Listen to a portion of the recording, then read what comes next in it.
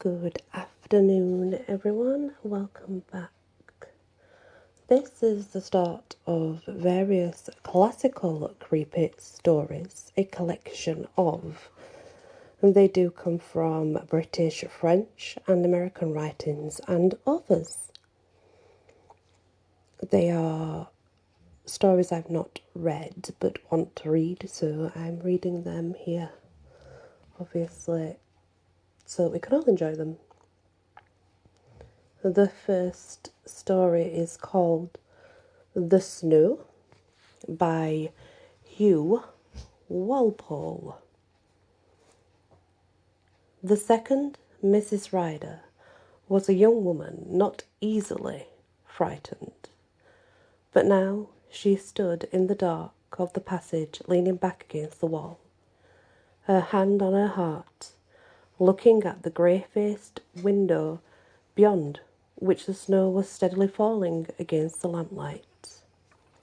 The passage, she was led from this study to the dining rooms, and the window looked out onto the little porched path that ran at the edge of the cathedral green. As she stared down the passage, she couldn't be sure whether the woman were there or not. How absurd of her. She knew the woman was not there, but if the woman was not, how was it that she could discern so clearly the old-fashioned grey cloak, the untidy grey hair, and the sharp outline of a pale cheek and pointed chin? Yes, and more than that, the long sweep of the grey dress. It was falling in folds to the ground, the flash of a gold ring on the white hand. No, this was madness. There was no one and nothing there. Hallucination. Very faintly, a voice seemed to come to her. I warned you. This is for the last time. Nonsense. How far now was her imagination to carry her? Tiny sounds about the house, the running of a tap somewhere, a faint voice from the kitchen. These and something more had translated themselves into imagined voices. This last time. But her terror was real. She was not normally frightened by anything. She was young and healthy, quite bold, and fond of sport, hunting, shooting, taking any risk. Now she was truly stiffened with terror. She could not move. She could not advance down the passage as she wanted to, and she wanted to find light, warmth, safety in the dining room. All the time the snow fell steadily, stealthily, with its own secret purpose, maliciously, beyond the window in the pale glow of the lamplight.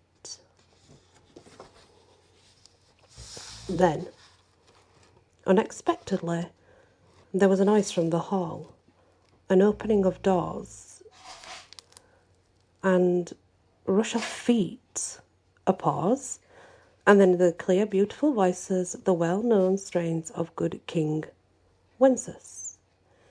It was the cathedral choir boys and their regular Christmas round. This was Christmas Eve.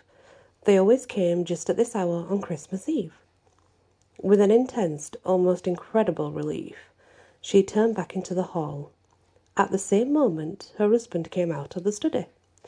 They stood together smiling at the little group of muffled boys who were singing, heart and soul in the job, so that the old house simply rang with their melody.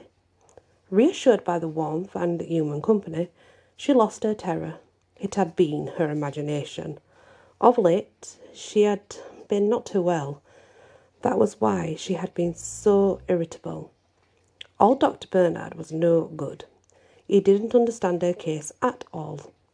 After Christmas, she would go to London and have the very best advice. Had she been well, she could not, half an hour ago, have shown such miserable temper over nothing. She knew that it was over nothing, and yet that knowledge, it did not make it any easier for her to restrain herself, reassure herself. After every bout of temper, she told herself that there should be another. And then Herbert said something irritating. One of his silly, muddle-headed stupidities, and she would start yet again. She could see now, as she stood beside him at the bottom of the staircase. He was still feeling it. She had certainly, half an hour ago, said some, rude personal things. Things she had not at all meant, and he had taken them in his meek, quiet way. Were he not so meek and quiet, did he only pay her back in her own coin, she would never lose her temper. Of that she was sure. But who wouldn't be irritated by that meekness, and by the only reproachable thing that he could have ever said to her? Eleanor understood me better, my dear. To throw the first wife up against the second, I wasn't that, and that was the most tactless thing a man could possibly do. And Eleanor, the old, worn, elderly woman, the very opposite of her own gay, bright, amusing self. This was why Herbert had loved her, but she was gay and bright and young. It was true that Eleanor had been devoted, that she had been so utterly wrapped up in Herbert that she lived only for him. People were always recalling her devotion, which was sufficiently rude and tactless. She did presume this was definitely tactless. Well, you could not give that kind of old-fashioned, sugary devotion. That's not who I am.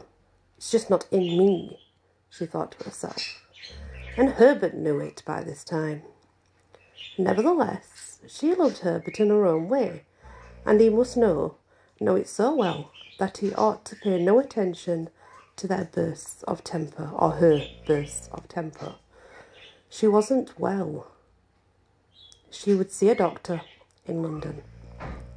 The little boys finished their carols, and they were purposely rewarded with feathery binds, and off they went into the snow again.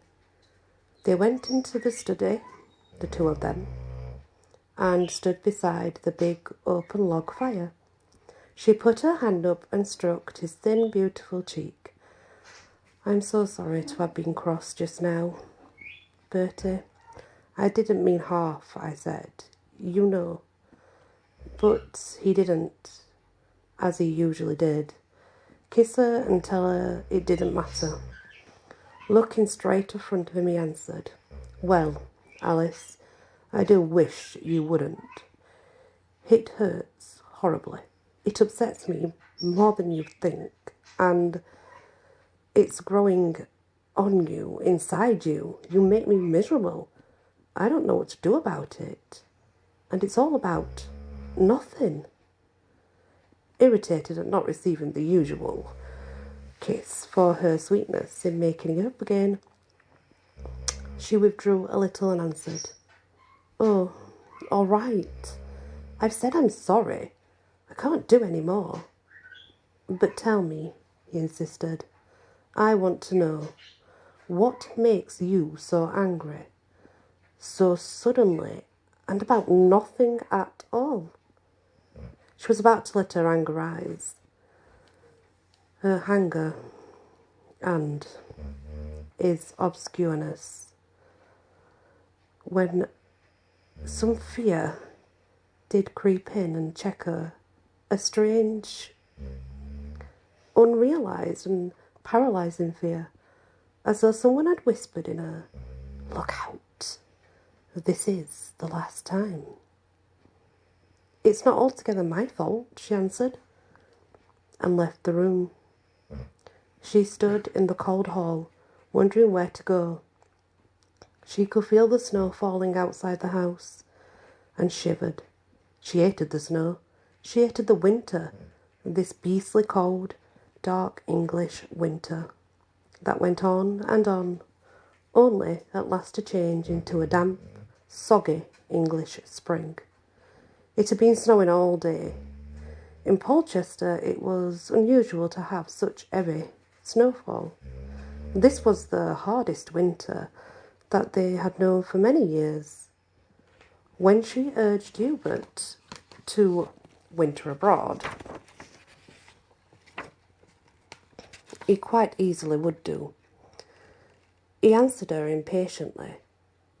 He had the strongest affection for this poky, dead, yet alive, cathedral. The cathedral seemed to be precious to him.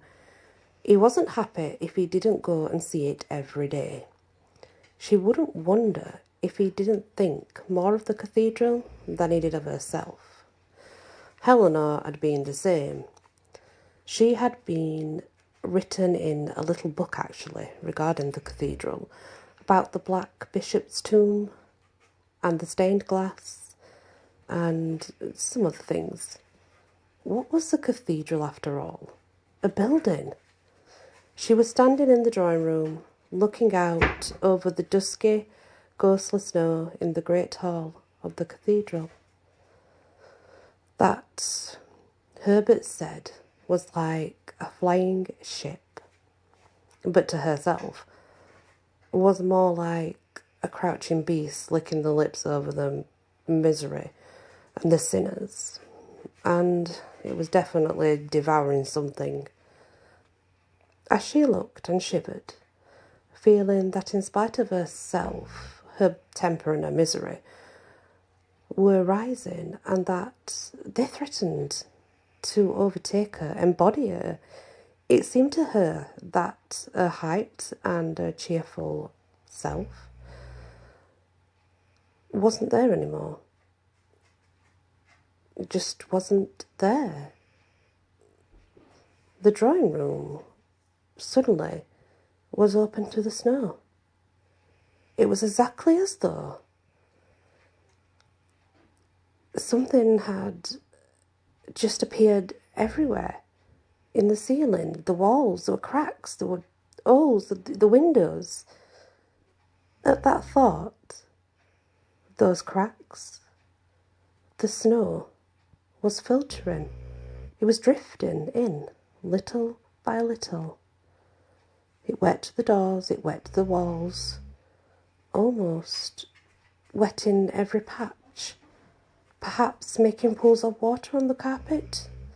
This was, of course, imagination, but it was a fact that the room most dreadfully cold, although a great fire was burning, and it was the cosiest room in the house. Then, turning, she saw the figure standing by the door. This time, there could be no mistake. It was a grey shadow, and yet a shadow with form and outline. The untidy grey hair, the pale face with a moonlit leaf, the long grey clothes, and something obstinate, vindictive, terribly menacing in its pose. She moved and the figure was gone. There was nothing there. The room was warm again, quiet, but hot, in fact. But young Mrs. Rider, she had never feared anything in all her life, save the vanishing of her youth. She was trembling that she had to sit down, and even then her trembling did not cease. Her hand shook, her arm shook so violently it shook the chair. She had created this thing out of her imagination, of Eleanor's battered, maybe bruised, maybe it was the hatred of Eleanor. Hatred of Eleanor. She created this in her imagination from the hatred of Eleanor. It was true. They had never met. But who knew? No one knew that the spiritualism was there.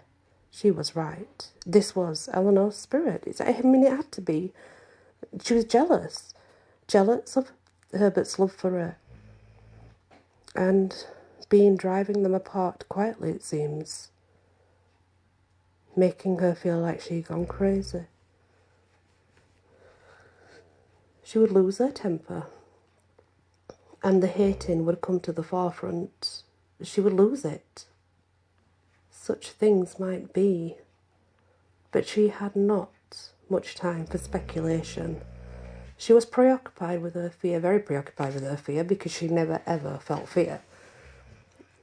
It was a definite positive fear too. The kind of fear that one has just before one goes into an operation.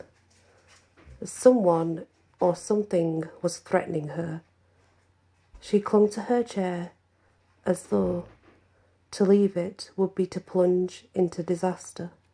She looked around her everywhere. All the familiar things, the pictures, the books, the tables, the piano. They were different now. Isolated, strange, hostile, as though they had been won over by some sort of horrible power. She longed for Herbert to come in and protect her. She felt most kindly to him. She would never lose her temper with him again. And at that same moment, some cold voice seemed to whisper to her, "You had better not. It will be for the last time." At length she found courage to rise, cross the room and go up to dress for dinner. In her bedroom, courage came to her at last once more. It was certainly very cold, and the snow, as she could see when she looked between her curtains, was falling more heavily than ever. But she had a warm bath, sat in front of her fire, and was sensible again, back to self-mind. For many months, this odd sense that she was watched and accompanied by someone hostile, definitely hostile, had been growing. It was stronger perhaps now because of the things that Herbert told her about Eleanor. She was the kind of woman, he said, who, once she loved anyone, would never relinquish her nasty side. She was utterly faithful. He implied a tenacious fidelity had been, at times, a little difficult. She always said, she added once, that she would watch over him until he rejoined her in the next world. Poor Eleanor, he sighed. She had a fine religious faith, stronger than mine, I fear. It was always after one of her tantrums that young Mrs. Ryder had been most conscious of this hallucination, of these hallucinations, and this dreadful discomfort of feeling that someone was near her, someone who hated her. But it was during the last week that it was worse, far worse, and she actually started to see. And with every day, a sense of this figure had grown so much stronger. It was, of course, oddly stupid and probably on the nerves, but it was one of these nervous afflictions that became tiresome indeed. If you did not rid yourself of it, it would probably take you out. Mrs. Ryder, secure now in the warmth and the intimacy of her bedroom, determined that henceforth everything should be sweetness and light. No more tempers. Those were the things that did her more harm. Even though Herbert was a little trying, it was not that the case with every husband anyway in the world. I think it is. And was it not Christmas time? Peace and goodwill to men. Peace and goodwill to Herbert. They sat down opposite to one another in a pretty little dining room, hung with Chinese wood cuttings, the table gleaming and the amber curtains richly dark in the fair light. But Herbert was not himself. He still looked brooding and opposed to even want to speak to her from their quarrel of this afternoon. Weren't men children? Incredible, the children that they were. So when the maid was out of the room, she went over to him. She bent down and kissed his forehead. Darling, you're still cross. I can see you are. You mustn't be. Really, you mustn't. It's Christmas time, and if I forgive you, you must forgive me. You forgive me? He asked, looking at her in the most aggravating way. What have you to forgive me for? Well, that was really too much.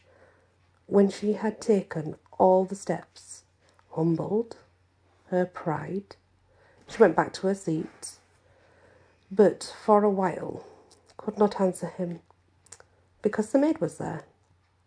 When they were alone again, she said, summoning all her patience, Bertie, dear, do you really think that there's anything to be gained by sulking like this? It isn't worthy of you. It isn't really. He answered her quietly. Sulking? No, that's not the right word. But I've got to keep quiet. If I don't, I shall say something I'm sorry for. Then another pause, and in a low voice, as through his body he was speaking to himself. These constant rows are awful. Her temper was rising again. Why? Why was it rising again? Another self that had nothing to do with her real self. A stranger to her, and yet a very cold, old, familiar friend. Don't be so self-righteous, she answered, her voice trembling a little. These quarrels are entirely my own fault, aren't they? Eleanor and I never quarrelled, he said. No, because Eleanor thought you were perfect. She adored you. She often told you so, did she not? I don't think you're perfect. I'm not perfect either. For you both your own faults, and I have my faults. I am not the only one to blame. We'd better separate, he said, suddenly, invoking and looking up to her like he was taking some power. We don't get on now. We need to. I don't know what's changed. Everything. But as things are, we'd better separate. She looked at him and knew that she loved him more than ever. But because she loved him as much, she wanted to hurt him. And because he had brought up Eleanor, she couldn't go on like this. She was so angry. She was so angry. And she forgot all caution. Her love and her anger helped one another. The more angry she became, the more she loved him. "I know why you want to separate," she said. "It's because you're in love with someone else." How funny. You don't mean a word of this. You've treated me as you have, and you have to leave me. "I'm not in love with anyone else," he answered. "And you surely know this, but we are so unhappy together. It's silly. It just can't go on. It's silly. The whole thing has failed." There was so much unhappiness. There was bitterness in his voice that she had only just realised. And she understood that it had gone too far, and she had lost him. She had not meant this. She was frightened, and her fear made her so angry that she would vent. She would vent across to him. Well then, I'll tell everyone what you've been, or how you've treated me. "Not another word," he answered. "I can't stand any of this any more." "Let's wait. Tomorrow is Christmas Day." He was so unhappy that her anger with the way that she was with him, the way that she let herself mutilate him with words, in a fury of blind temper, she attacked him. It was as though she were striking herself. He got up and without a word left the room. Then there was peace. And this also, she realised then that this peace was probably not the kind of peace she wanted. She heard the door slam close, and he had left the house. She stood there, slowly coming to her control again. When she lost her temper, it was as though something sinister, something had sank under the water and brought something else out. When it was all over, she once more seemed to return to the surface of herself, wondering where she'd been and what she'd been doing. Now she stood there, bewildered, and then her skin was aware of two things. One, that obviously the room was now empty and bitterly cold, and the colder type of room that it was meant something wasn't quite right within the room. This time she did not need to look around her. She did not turn at all, but only stared straight at the curtained windows, seeing them very carefully, as though there was something very wrong with them. And she was looking. Further analysis was needed. With their thick green folds, goldenrod, white lines, and beyond them the snow was falling. She did not need to turn, but with a shiver of terror, she was aware that the grey figure who had all those weeks been approaching her ever more closely was almost at her very elbow. She heard quite clearly, "I warned you. This was the last time." At that same moment, the butler came in. He had some bread, some fat, and he was talking in a good bantering sort of way, but passive, and he did have passion for the church, so of course he was singing church music and bantering about church music.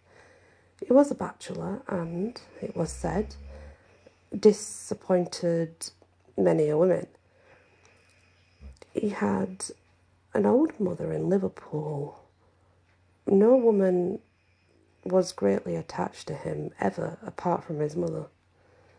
In the flash of consciousness, she thought of all these things when he came in. She expected him also to see the grey figure at her side, but he was undisturbed. Ceremonial singing had just sort of secured and cloaked him, and it was like he wasn't there. Mr. Fairfax had gone out, she said firmly. Oh, surely. He must see something or feel something, surely. Yes, madam. Then, smiling rather proudly, it's snowing very hard. Never seen it like this before. Shall I build up the fire? Would you like to go to your drawing room once the fire's made, madam? No, thank you. But Mr. Fairfax? Yes, madam.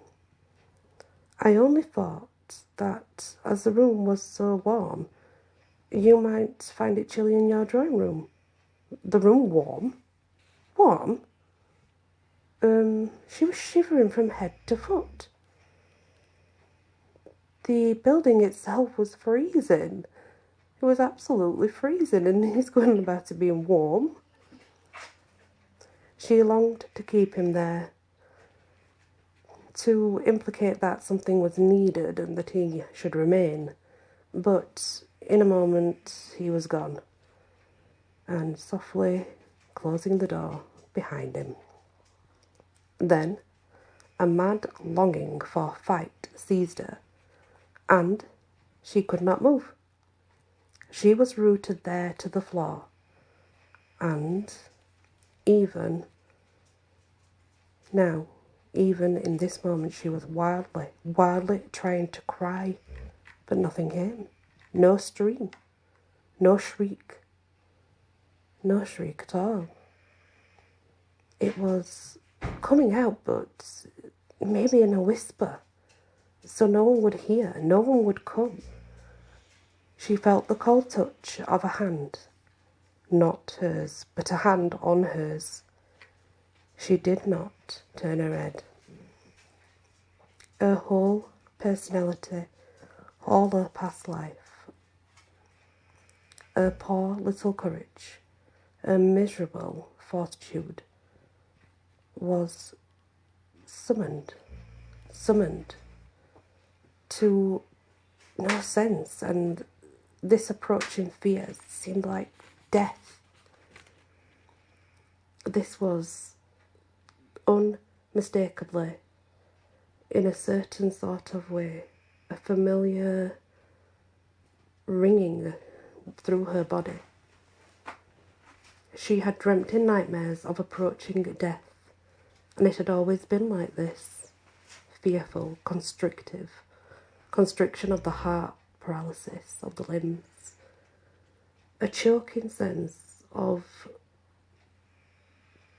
well, disaster. You were warned, something said to her again. She knew that if she turned, she would see Eleanor's face, set, white, motionless, no remorse. The woman had always hated her, been vilely jealous of her, protecting her wretched Herbert. A certain vindictiveness seemed to release her.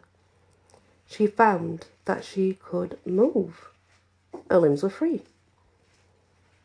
She paused. She didn't move straight away. Then, to the door. She ran down the passage into the hall, where she would be safe. She thought of the cathedral, where there was no sight there that would hurt her, or there'd be a carol service, somebody would be there. She opened the hall door and went this way, meeting the thick muffling snow. She ran out. She started across the green towards the cathedral door. Her thin black slippers sunk into the snow. Snow was everywhere, in her hair, her eyes, her nostrils, her mouth, on her bare neck, between her breasts. Help, help, help. She wanted to cry, but the snow choked her. Nothing was coming out right. Lights winked about the cathedral. She could see the cathedral lights. It was like a huge black tower leaning towards her. She fell forward, and even as she fell, a hand far colder than the snow caught her neck. She lay struggling in the snow, and as she struggled, the two hands of icy freshness chill closed around her throat. Her last impression was of the hard outline of a ring pressing into her neck. Then she lay still, her face in the snow, and the flakes eagerly and savagely covered her up.